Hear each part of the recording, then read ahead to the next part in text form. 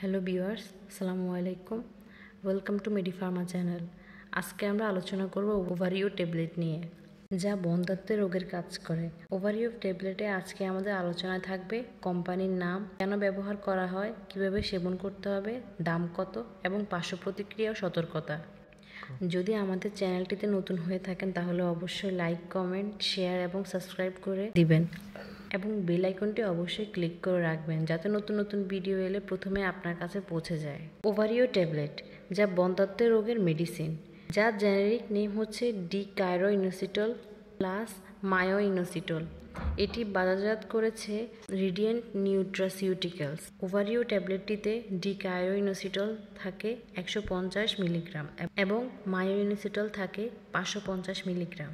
ওভারিও ট্যাবলেটের কাজ হচ্ছে পিকস বা পলিসিস্টিক ওভারি সিনড্রোম এবং পিকস সম্পর্কিত বন্ধ্যাত্ব দূরীকরণের চিকিৎসায় ব্যবহৃত হয়। ওভারিও ট্যাবলেটটি পলিসিস্টিক ওভারি সিনড্রোম পিকস এ আক্রান্ত মহিলাদের চিকিৎসায় বেশি উপকারী। মাসিকের ব্যাধি যেমন অনিয়ম, ঋতুস্রাব, অ্যামেনোরিয়া বা মাসিক না হওয়ার চিকিৎসায় ব্যবহৃত হয়।